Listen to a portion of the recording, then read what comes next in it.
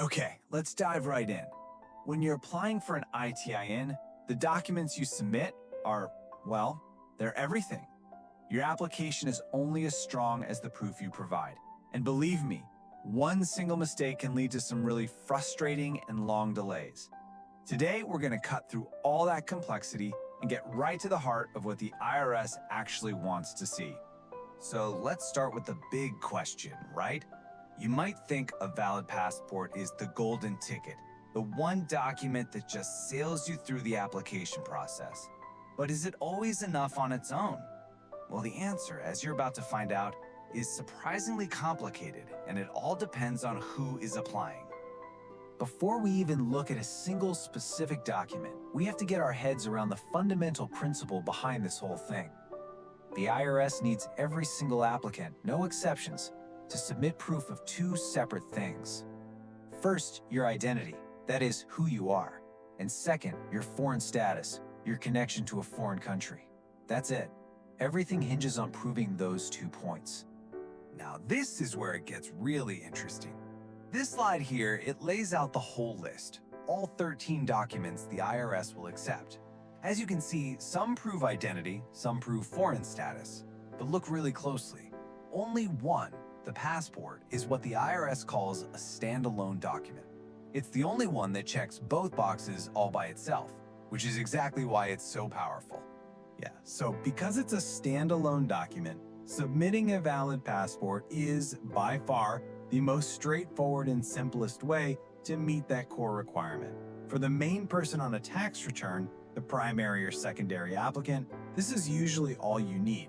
But, and this is a big but, the key phrase here is, for most people. And here is where so many families get tripped up.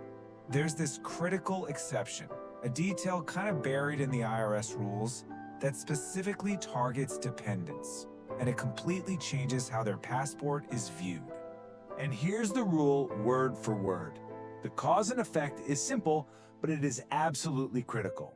If a dependent is applying for an ITIN and their passport is missing a U.S. entry stamp, poof, the power of that passport as a standalone document is just gone.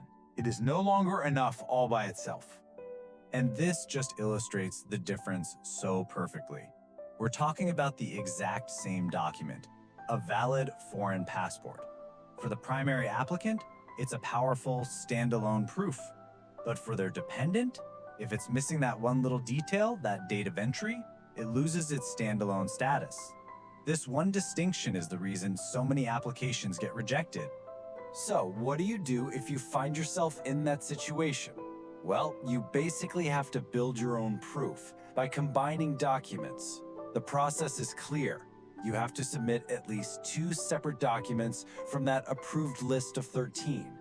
One document proves identity, and a different one has to prove foreign status. So for example, you could combine a foreign driver's license, which the IRS accepts to prove who you are, with a foreign civil birth certificate, which proves your foreign status. Or you could use a national ID card and a foreign military ID. The main point is that together, your 2 documents have to satisfy both of those requirements, identity and foreign status. But the challenges for dependents, they don't stop there. On top of proving identity and foreign status, there's often one more layer of proof needed that is completely separate from the first 2. Most dependents also have to prove U.S. residency. And this isn't a suggestion, it's a hard requirement to prove the dependent actually lives in the U.S., which you need to do to claim certain tax benefits. As you can see, the specific documents that are accepted, things like school and medical records, are strictly defined by the dependent's age.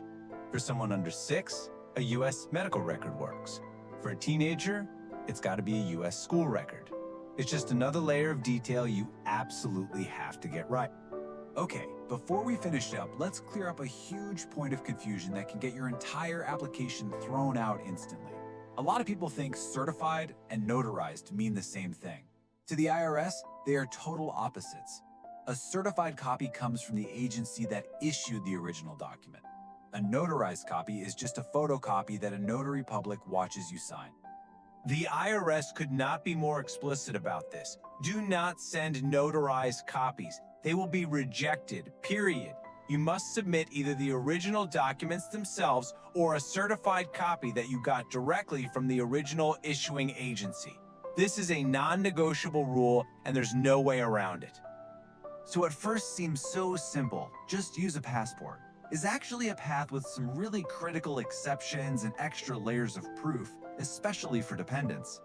Understanding these hidden rules is the absolute key to avoiding rejection and making sure your application goes through smoothly.